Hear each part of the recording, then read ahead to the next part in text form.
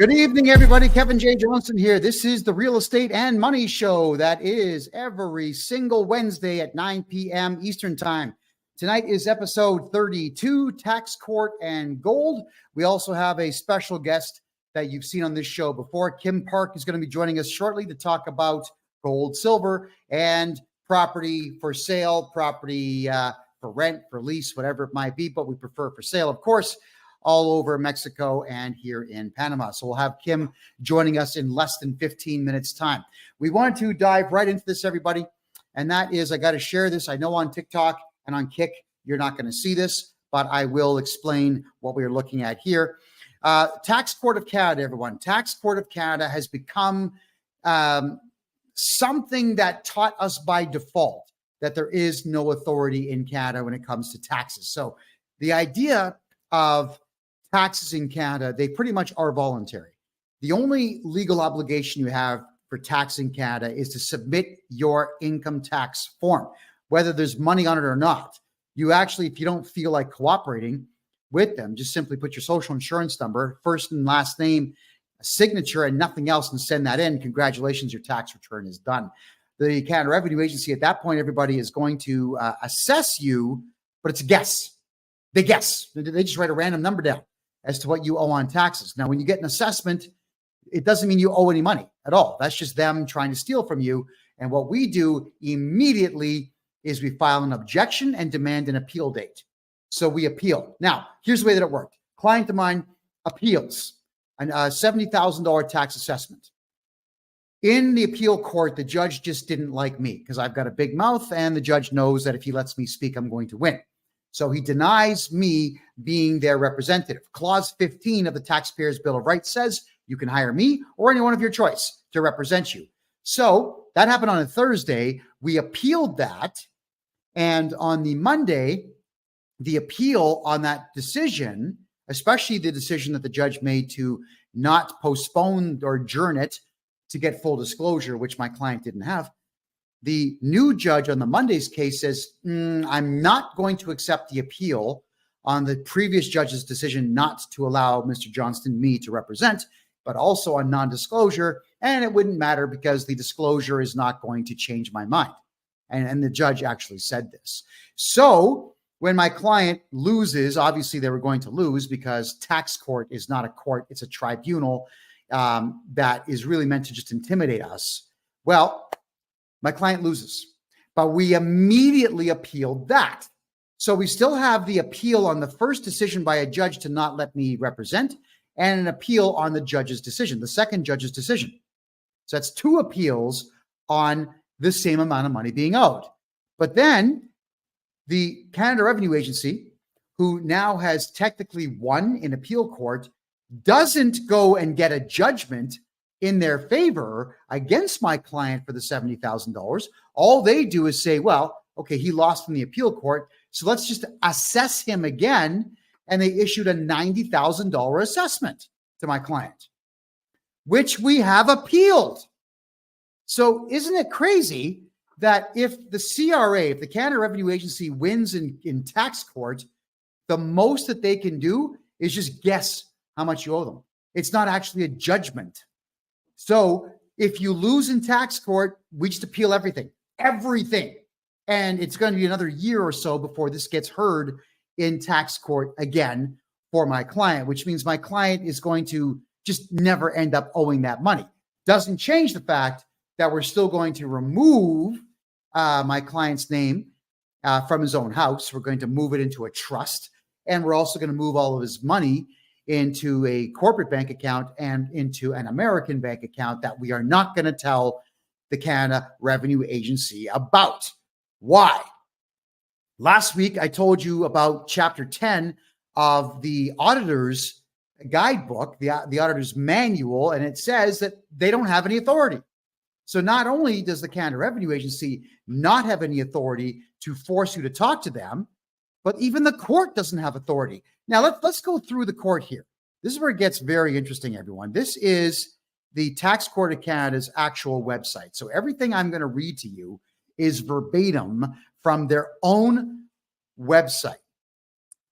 This section strives to give you information and tools to help you start your appeal or application, prepare for your hearing, and understand what is expected of you. In no way does this section constitute legal advice or should be taken to mean that legal advice is not necessary. We encourage you to seek legal advice first. Some information on where to find a lawyer can be found here. All right, so we move our way down here. And the most important part of what we want to cover is, ready for this? Verbatim, everybody. The Tax Court of Canada has exclusive original jurisdiction to hear and determine references and appeals to the court on matters arising from 14 different acts of Parliament. All of them are tax-based, by the way. Most files that come to our court relate to income tax or goods and services tax. Depending on your situation, the first document you need to file will either be called a notice of appeal or an application of an extension of time. To find out which procedure you can use, click here. Informal procedure. The informal procedure is intended to minimize and simplify the legal steps involved in the appeal process. There are no filing fees associated with this type of procedure. It is free to appeal your taxes in Canada. For income tax appeals, the informal procedure is limited to cases in which the amount of federal tax and penalties in dispute for each taxation year, excluding interest, is $25,000 or less, and to cases in which the amount of loss in question is $50,000 or less. For GST appeals, which is the goods and services tax, on the other hand, the informal procedure is limited to cases in which the amount at issue is $50,000 or less. So it's kind of like small claims within the same court. If your amounts exceed these limits, but you would rather proceed with the informal procedure, you may do so by stating in your notice of appeal that you agree to limit your appeal to $25,000 or $50,000 as the case may be. And then the general procedure is more formal in its proceedings and legal steps. Filing fees are associated. So if it's more than 50 grand in tax you want to appeal, it costs you $250 to do it. In Class B, it'll cost you $400, which is up to $150,000. Okay, whoopee-doo. What I'm getting at here is tax court has a very simplified procedure for anyone who's got an assessment from the CRA, which is not tax owed. It's just the Canada Revenue Agency guessing that you owe tax and trying to threaten you into it. Now, as we went through this document, and you can see there's the address right there, tcc-cci.gc.ca. That's their official website. It's a horrible domain name, but that's it. All right. What they say in here, and you got to read it for yourselves. I can't read the whole thing because we're short on time tonight. But what they say in there is that it only has federal tax court only has jurisdiction over Canada Revenue Agency matters. It cannot and does not have any ability to judge or rule over provincial income tax or municipal tax. So what's the point of having a federal tax court that doesn't have any jurisdiction over anything or anyone except for one agency? And that's the Canada Revenue Agency. And even then, we know that we, the people, are going to lose in that court. So we just appeal again and appeal again. And 5, 10, 15 years down the road, when you've moved all your money and assets out of your name, with my help, of course, they can't get anything from you anyway. So I just wanted everyone to know that we have discovered this remarkable fact, and that is that the Canada Revenue Agency does not have any jurisdiction. Federal tax court in Canada is only a tribunal, and there's only how many? Was it 10 judges? 25 judges assigned. So 25 judges assigned to all of the tax courts all over Canada. And in Hamilton, Ontario, which is Canada's Pittsburgh, which is 48 kilometers west of Toronto, they've already closed down one of the federal tax centers. Why? Well, because of unfettered immigration, all the gangs are shooting each other downtown Hamilton, which was always a tough city. And they decided to fear it and say, well, we don't want to work where there's gunshots going off. So they have shut down the Hamilton federal tax building in Canada. Now, here's one more mind-blowing fact about Canada Tax Court, which is on the same website that I've just shown you tonight. And that is that the only thing that they can judge is, yes, you owe tax. No, you don't owe tax. They are not allowed. They do not have the jurisdiction in Canada Federal Tax Court to issue a monetary penalty in the favor of you, we the people, or in favor of the Canada Revenue Agency. So let me repeat everything I've just said over the last 10 minutes here.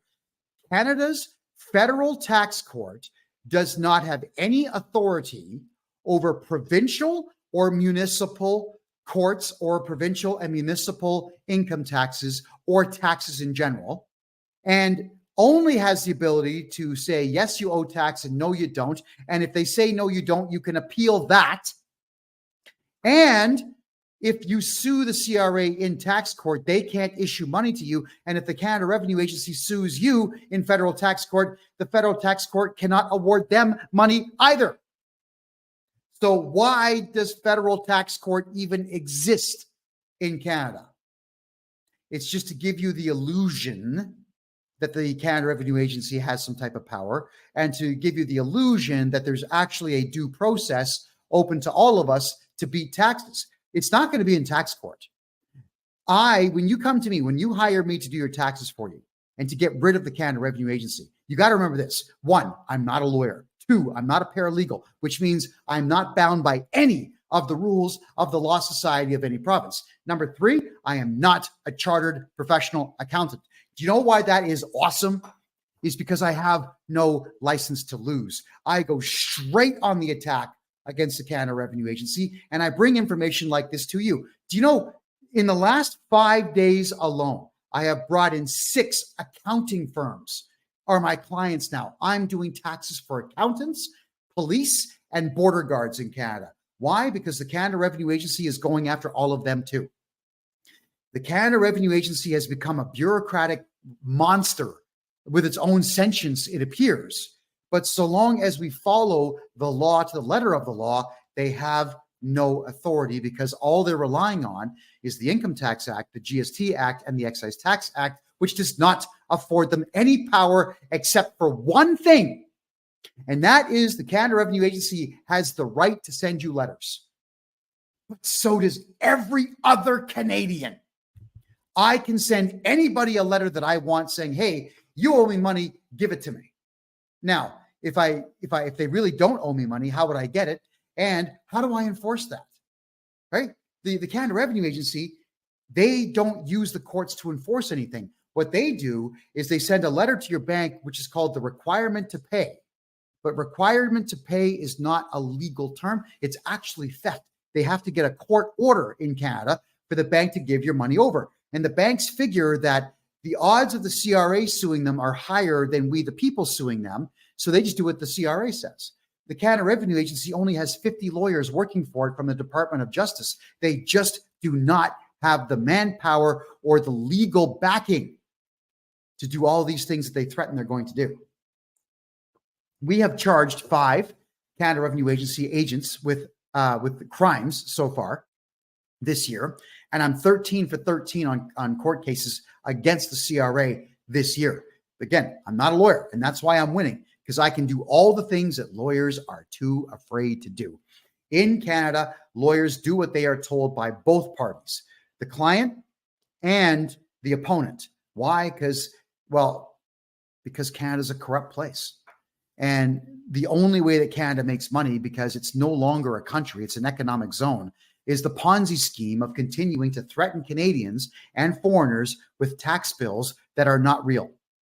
That is why I do what I do, everybody, because I cannot stand the courts. I cannot stand the Canada Revenue Agency. I cannot stand lawyers in Canada. I despise the whole system. And I have found a way to beat that system. So get a hold of me for all your tax problems in Canada at my website address, kevinjjohnston.com. All right. Now we got to talk about gold, silver, and real estate. So Kim Park is back. Kim, so good to see you again. I understand that you are here in Panama City, 10 Ks from me or less. Absolutely. Hello from down the street.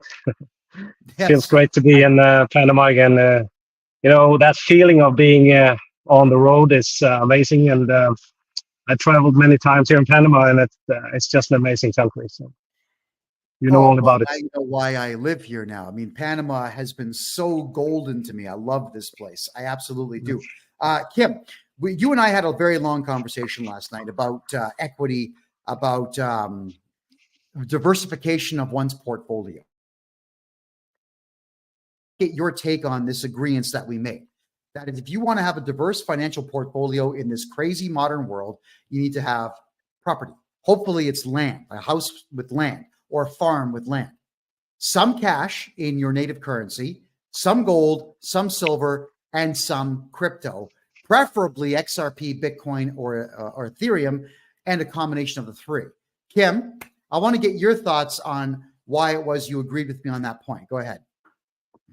Absolutely. I think the whole point is that we understand that this whole system that you're talking about, they're basically removing one piece at a time, which is representing freedom for us. For example, when money back in the days were backed by gold and silver, this was removed, and all of a sudden we had less freedom because they can all of a sudden inflate our money away with infinite money printing and money spending, right? And that's basically impossible when you have a 1-to-1 ratio on the money supply and the gold supply. And that's why all the central banks around the world are basically buying up gold. And in the future, I believe they will probably buy up silver as well, because both silver and gold is basically this insanely scarce commodity, which is on the periodic table. And it's basically impossible to construct or put together any substance that represents it or is a substitute for it, right?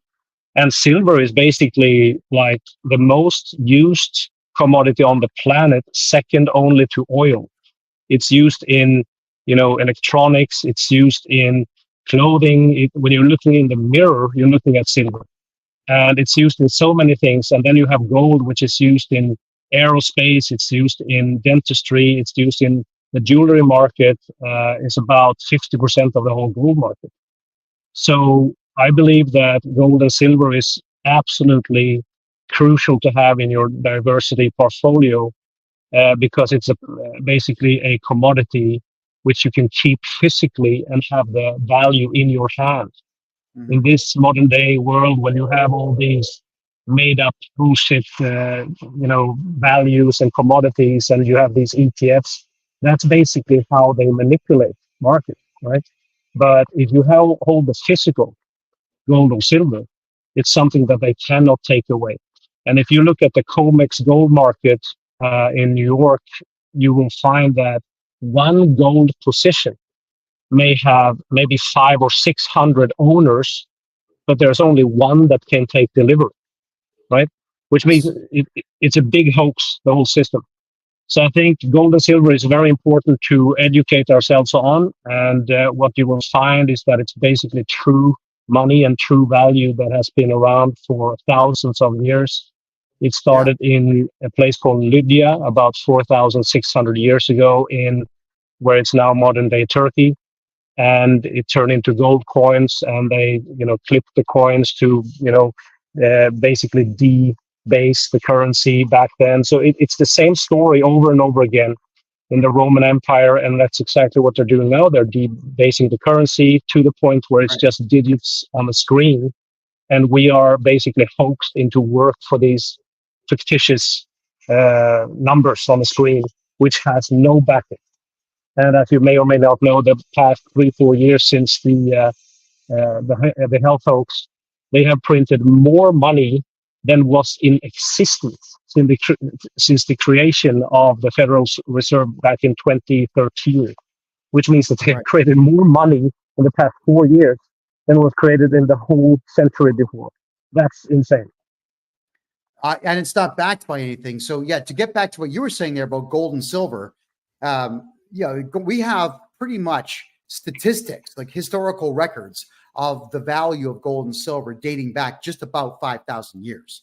And we know that an ounce of silver back in the day, Roman times, before that, Persian times and so on, would buy you a day's worth of provisions, and an ounce of gold or a gold coin would buy you a month's worth of provisions.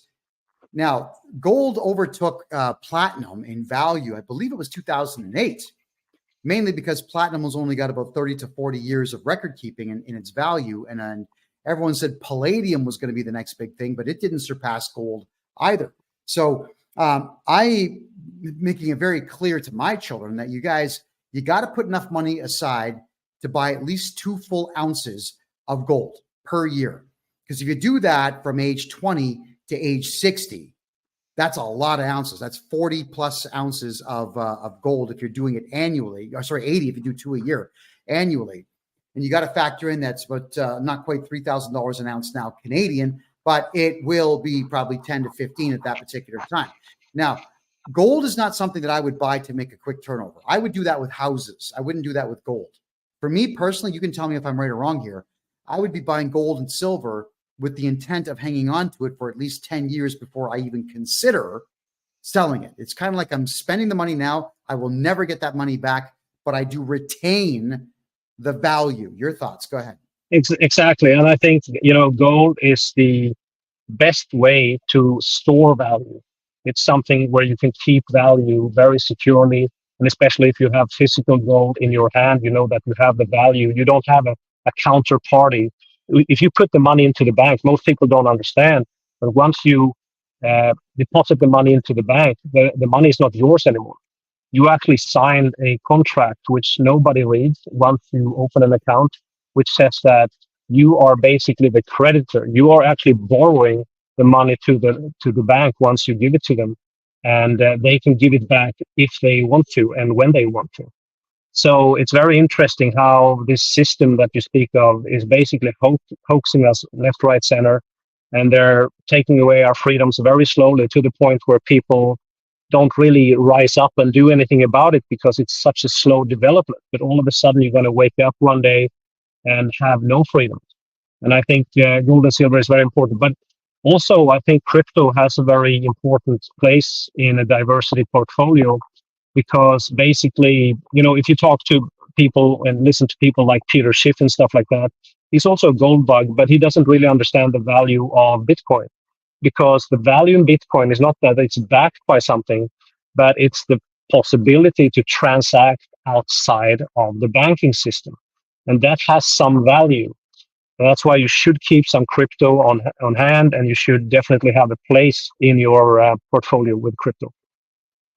Absolutely. And Bitcoin, you can't go wrong. It was the first. It's still the biggest. And even though others might surpass it in value, I think it would be a very, very temporary thing. Sure.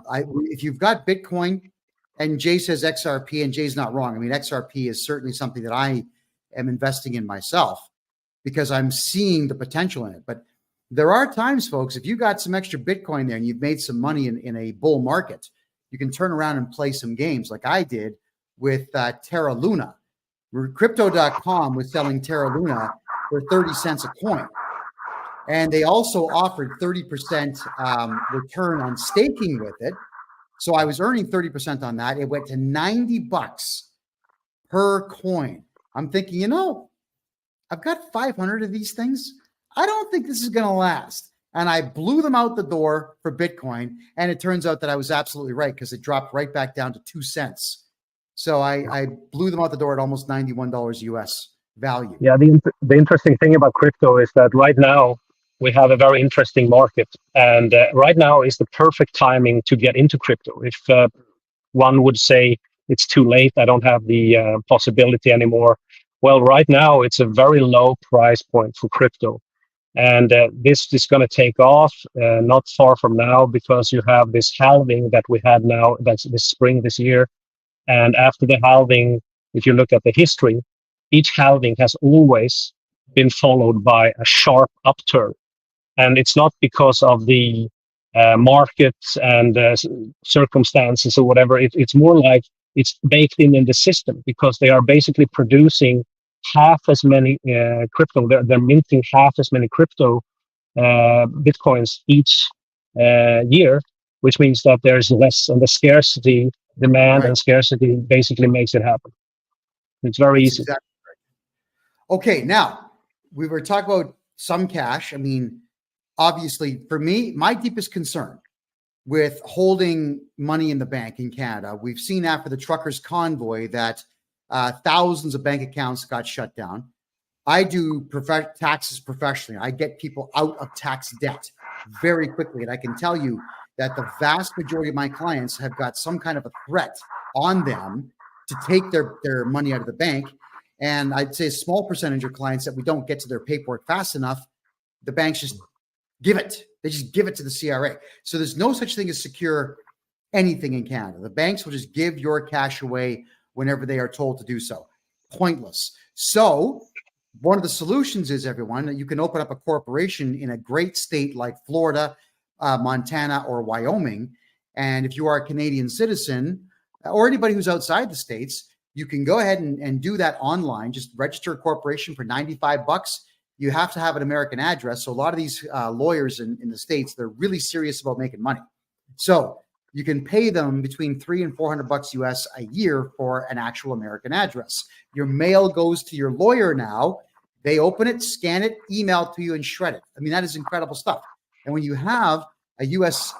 corporation, an LLC especially, with a U.S. address, you can now apply for the ITIN number. They call it the ITIN number and the IN number.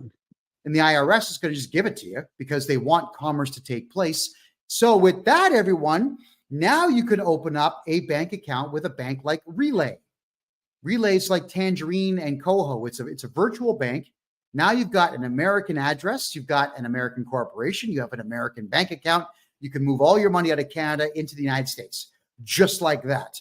And then with the ITIN number and the IN number, getting yourself an E2 visa is a matter of just going into the United States and applying. Now, we do have a bit of an issue. We covered this on my show last night there, Kim, and that is 52% of Canadians that try for E2 visas get denied. For some reason, America does, well, it's not the American people. It's the Biden administration does not want Canadians bringing money into the United States and buying up cheap properties. We covered last night on my show that the condo market in Florida, for example, has crashed. 1, 2, and 3 bedroom condos are selling for between $65,000 and $95,000 all over the state. Think about that. Yes. So you could, in Canada, just use your credit card and buy a condo now in Florida. But let's talk about Mexico and Panama. Panama, I am well aware of the fact that you can buy condos down here for 50, 60,000 bucks. I'm also aware that there are houses going into places like Panama Pacifico for $60,000 for a townhouse. But you had a couple of projects in Mexico around the Cancun area. Please go ahead. Let's talk about that. Absolutely. I think it's very important to have some cash flow properties in your portfolio. And I think if you can find, good hotspots where you have a lot of tourism coming in and a lot of expats, you will have this constant flow of business where you can rent out to people. And what I found is that you can actually have almost double, sometimes even triple the amount of returns that you get on a property if you choose wisely the kind of area that you want to be in. And I was actually out with a broker the other day here in Panama as well. And you have really interesting condos. I mean, Panama is great because you have the whole Bay Area in this city. You have these insane high-rise buildings. It's almost like Miami, right? So I think it's like a cross between Miami and a typical Latin city. So you get the best of both worlds, right? And these condos have just insane views over the bay and the ocean. And it's super easy to rent out, really nice deals. And if you can get yourself one of those condos, you can rent them out very easily on Airbnb. Same thing in Playa del Carmen and also Cancun in Mexico. It's very easy because, everybody heard about Cancun. Most people have been to Playa del Carmen. And I'm building a project right now in Playa del Carmen myself. And, the numbers are just insane. It's very hard to say no. So I'm helping clients all the time to get properties where they can sort of maximize their returns. And that's what it's all about. I don't really care what you invest in, if it's, land for development or if it's, you see here in the pictures, you see these high-rise buildings. And you can imagine when you have buildings with 60, 70 floors, the insane views, especially at nighttime, when you see all the lights, it looks like just insanely inviting, right? And I visited Trump Tower actually the other day. I had a meeting with my lawyer there, and Trump Tower also has some insane apartments for sale and also for rent. You can also rent if that's your choice. And as the rents are also quite affordable if you compare to Canada, where you get pretty much nothing for the money anymore, right? With runaway inflation. So it's a lot of opportunities down here. That's all I have to say. Well, there are. And for those who are wondering what we're looking at, this is downtown Panama City. This was about 2 months ago. We chartered a small plane to fly all the way to the north end of the country. It only takes 20 minutes to fly from the south end of the country to the north. It's only about an hour of height, but it's wide. It's about a 12-hour drive from coast to coast. Although you cannot drive all the way to Colombia in Panama. There's a huge swamp that just forbids any construction whatsoever. It wouldn't happen. So you got to fly to Colombia from here or take a boat. But if you look at the sheer size of this city, and just imagine a city this big, where half the population of the entire country lives within it.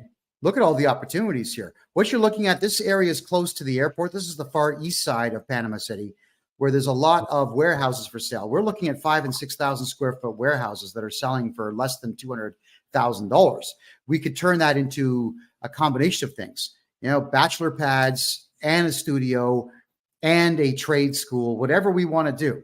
You'll also find that if you're coming into Panama, that there are a lot of properties that you can get your hands on. And like Kim was saying, you can get a lot of Airbnb properties. Now, there's a couple of buildings, Kim, you and I did talk about this at length, some office towers, where office towers around the world are kind of emptying out, mainly because everybody can work from home.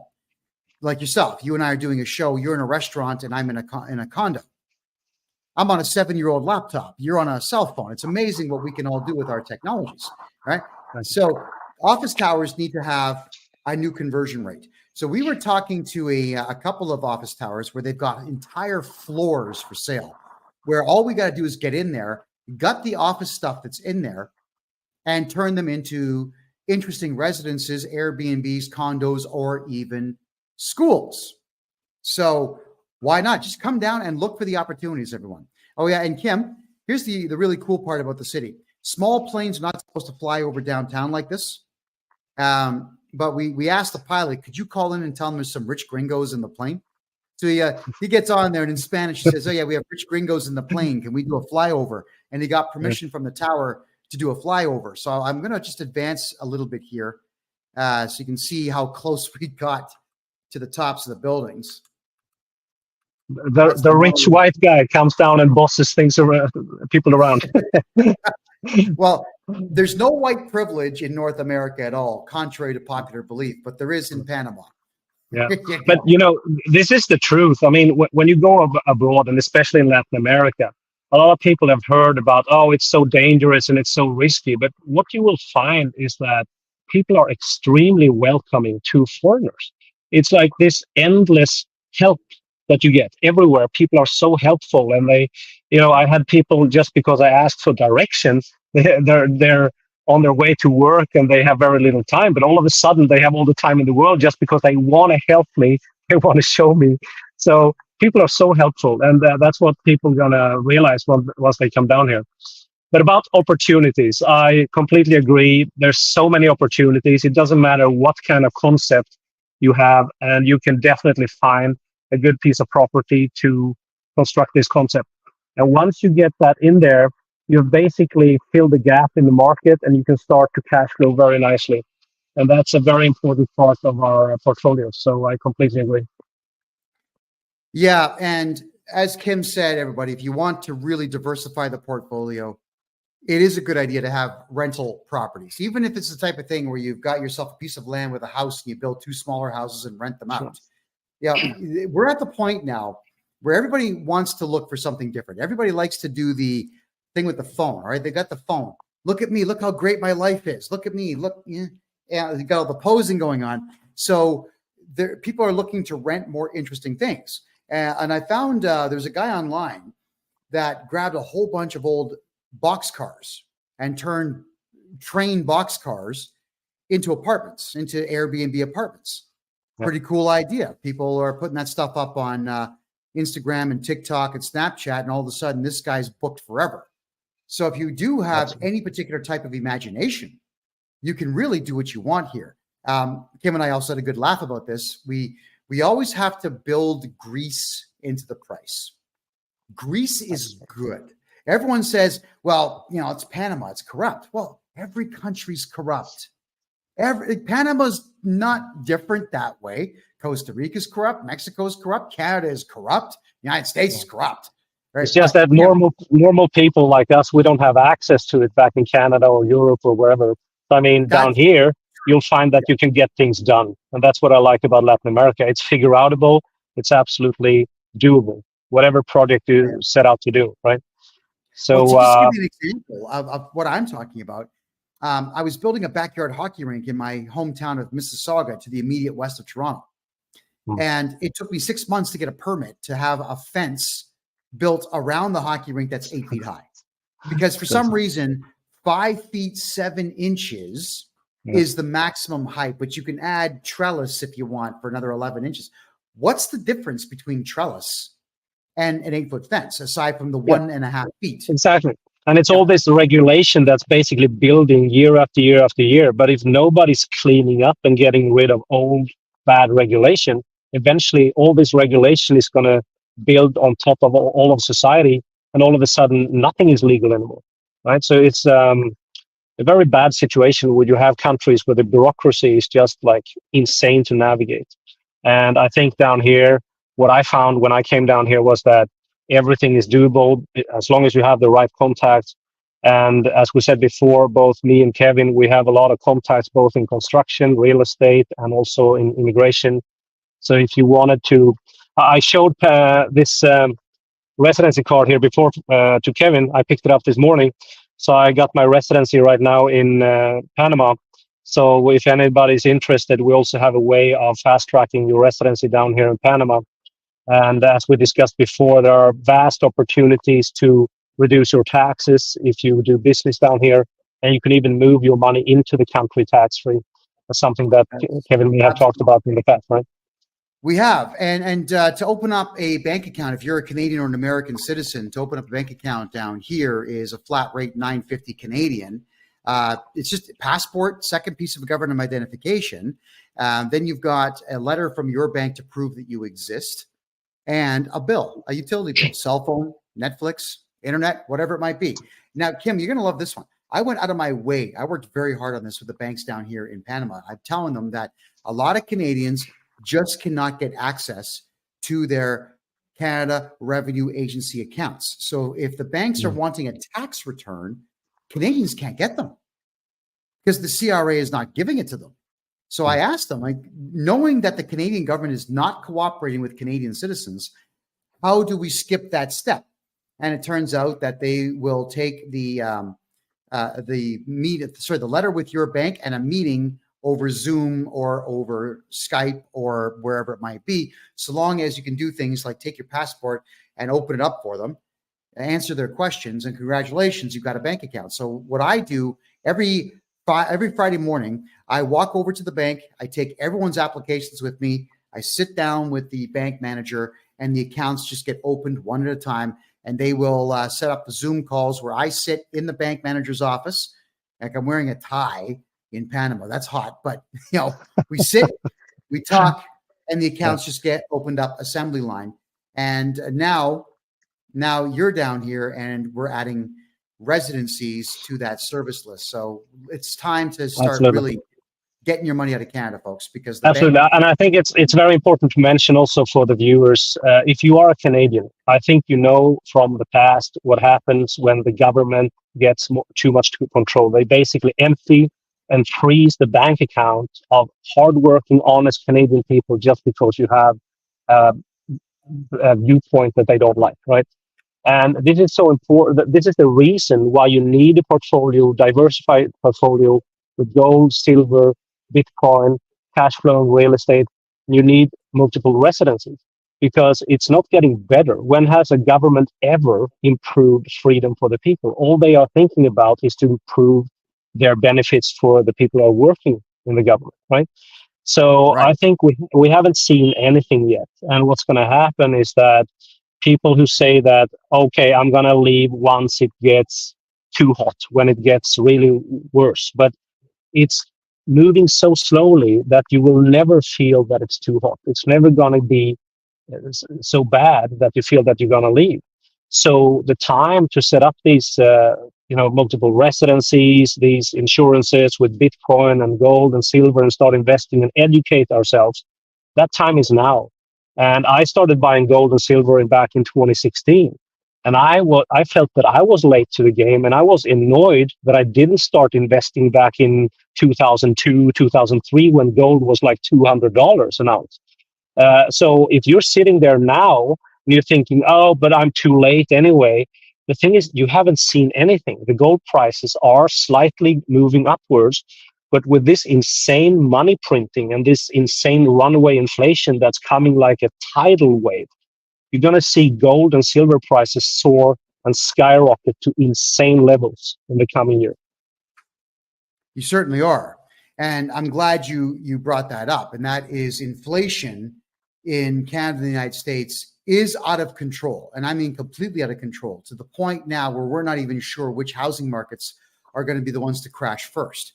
Now, in Canada, what a lot of people don't know, Kim, is that it's over 80% of property value is that height because of money laundering. Money laundering is the biggest industry in Canada. Never mind foresting, never mind meat, never mind diamonds and oil and whatnot. It's money laundering. It's the fact that they're building condominium after condominium after condominium. And as you got folks from China and Hong Kong who are losing their money there because of the communist government. So they're buying condos and leaving them empty. It's what they refer to as I heard about this. Yeah. I heard about that. It's all money laundering. So what happens when that market tanks and there's too much stock? Well, let me tell you what happens. You can see this in Brazil, in the capital city of Brazil, Brasilia, and also in Rio de Janeiro, is that there's been a lot of buildings that were trying to meet these ridiculous demands. The builders ran out of money, and the buildings remained derelict. So they just turned into vertical slums where gangs began fighting for control of select parts of the tower. Now imagine living on the 60th floor of a building with no windows and no guardrails. It's just open space. That's what could happen in Canada. So in the Canadian market, if it's not land, don't buy it. Don't buy condos in Canada. It's point. If it's a townhouse, don't buy it unless it's absolutely freehold and that's in your contract. It's time to realize it's got to be real land. It's got to be real gold and silver, not certificates. Like you got to hold the coins and the bars in your hand. Do that. If you don't hold it, you don't own it. That's right. The rule. Yeah. ETF is just for lazy idiots that just want the comfortability and the easiness. But all of a sudden, they're going to find that 500 other guys have claim to the same position, and then it's not so fun anymore. So you got to buy the physical. But I can't understate how important it also is to get the multiple residencies, because once they implement the new development of having a second pandemic, and believe me, there's going to come a lot of different hoaxes now in the coming years, they will try to pin us down. They will restrict us. And I think the one 2020, 2021 was just like a test run. And they saw how obedient these sheeplish people were. And what happens is that, if you don't have multiple residencies, or at least a second residency, you don't have an option. You have nowhere to go.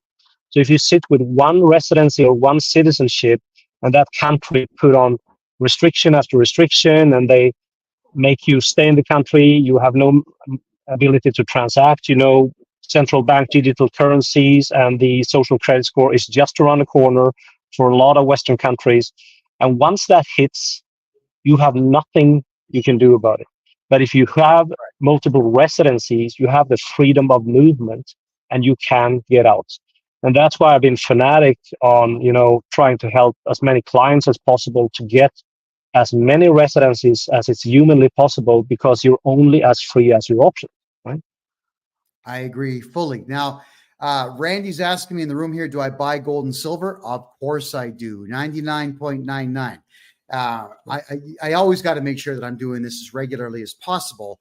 And everybody, if you are a client of mine and you don't want to pay cash, you can pay me, a credit card, obviously that's digital money, but I take Bitcoin, Ethereum, XRP. I even take Kronos, believe it or not.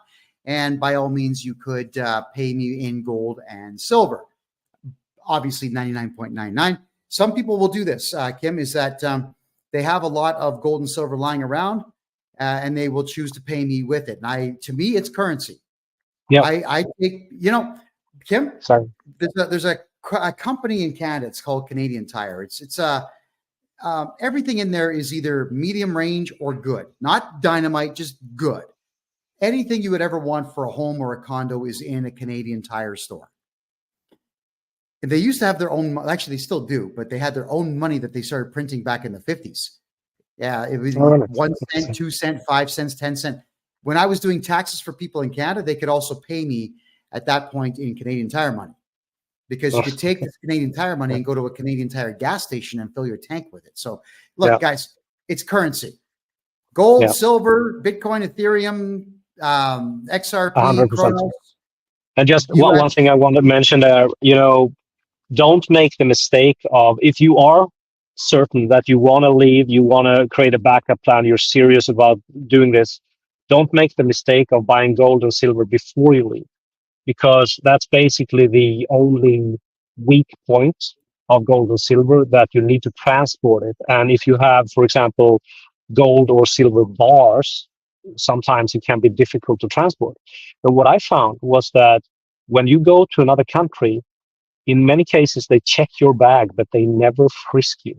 So it's very, very easy to buy gold and silver coins and just put them in your purse, put them in your wallet along with the other coins. And all of a sudden, you just have like a mix of coins. But either way, I wouldn't buy the gold and silver before you leave. If you say, okay, Canada was better before, now it's gone and it's going to get a hell lot worse. Okay, let's get a backup plan going. And you want to come down and get a second residency, get that second residency so you have that down. And once you come down here, you can buy. We have excellent dealers and coin shops where you can buy gold and silver. I bought gold and silver both in Mexico and also here in Panama. And then you can look at getting a cash flow property going. And basically, that's it. Once you have your finances moved, you have your money, more financial freedom, you have a cash flow going, and you have these options. So either if you want to live here in Panama or in Mexico or in Paraguay or any other countries that we recommend, you basically have this option. And what a lot of clients of mine do is that they come down and get the residency first, and they get that sorted. Then they go back to Canada and they get organized, because I totally get it. It's a lot of things to think about because you have so many ties, you have friends, family, you have things you need to get rid of. So it takes a bit of planning, but you should definitely get the second residency first so you have that secured, because once the shit hits the fan, it's game over if you don't have any options, right? Absolutely, it is, everyone. And well, listen to Kim. He's a clever guy. He's a very successful man, which is why I'm very happy to know him. A question we got here from Randy: what's better to buy now, gold or silver? Well, it depends on your budget, guys. I mean, gold is never going to lose its value, and it's always going to have a considerably higher value than silver. Like right now, it's about was it now? Is it 10 times? No, it's not 10 times. That's 100 times the value of silver. Yeah, silver's what, 30 bucks an ounce, and gold 3,000, 100 times. So we want to make sure that you guys are buying what you can afford. If you're still young enough, like I'm 53 now, almost, if you're young enough to invest in something, then get a couple of small 1 ounce bars of silver every single week, because that way, by the end of the year, you've got 52 ounces. Really, think about that. That will add up. If silver ever does become as big as the prospectors are saying that it will, I mean, conceivably, it could go to $1,000 an ounce. So you've made yourself a pretty fine profit, I would say. I like gold because it is going to be the easiest one to offload if there is going to be a collapsed economy. It is the fast. You could offload that fast and have whatever you want. Yeah, gold's $3,800 an ounce Canadian right now. That's crazy. It's absolutely crazy. Yeah, for sure. I think both gold and silver has a place in our portfolios, but I think the difference is everybody's different, and I think the difference is also that gold is a lot more compact. If you think about $500,000 in gold, it's not a lot of gold. It's very, very compact. It's like you would be surprised how little gold you need to store value.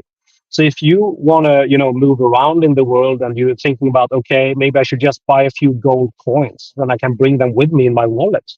That's perfectly fine. But if you're going to buy silver, that's another issue, because silver is so cheap. It's like insanely cheap. Back in the 1980s, 1 ounce of silver was $50.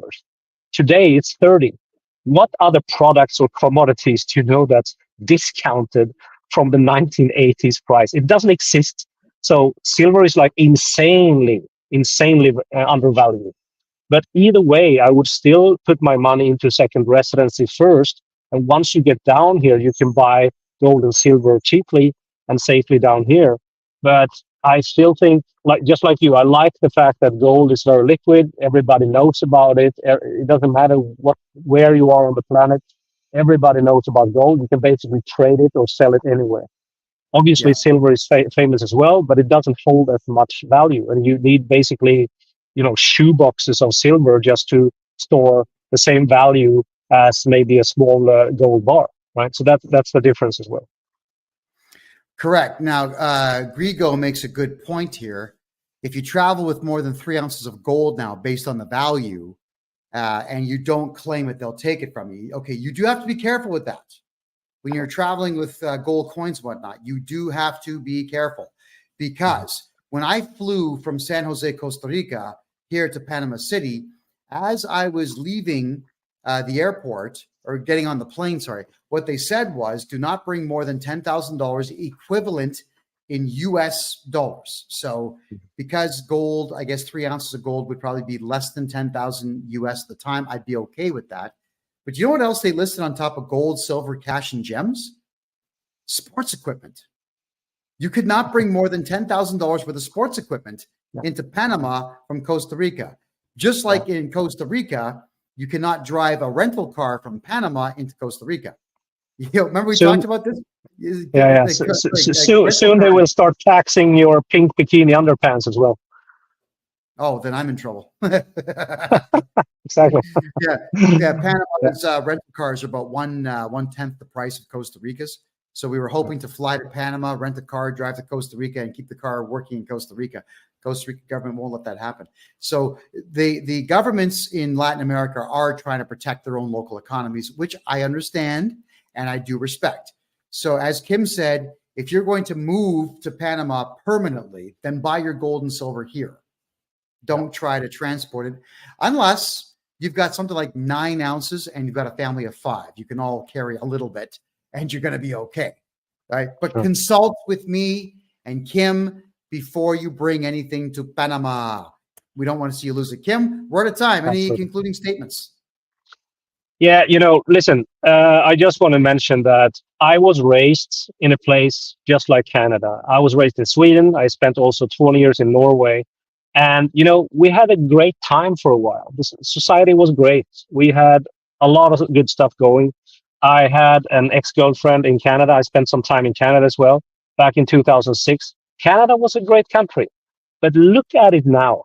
It's just insane. It's a shame, to see these places just deteriorate from the inside out just because you have corrupt politicians, left, right, center, making deals with the wrong corporations. And who picks up the tab? The normal people just like you and me. And all I'm saying is that once I moved away from corrupt Europe and I entered Latin America, it was basically like taking off the shackles from being in a dungeon.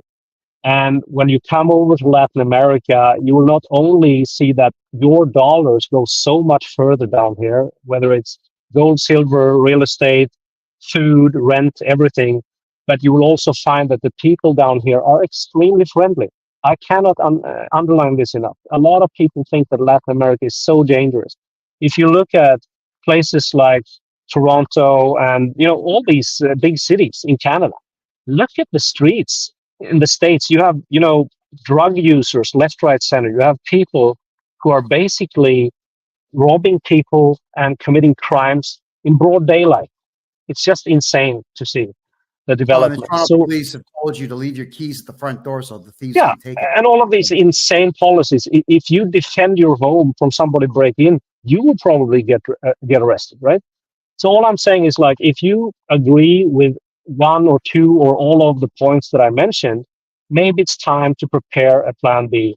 And that's basically the reason why me and Kevin is down here, because we're doing it ourselves and we want to help other people. So if you are interested, reach out and we will put together a plan for you and your family and for your business.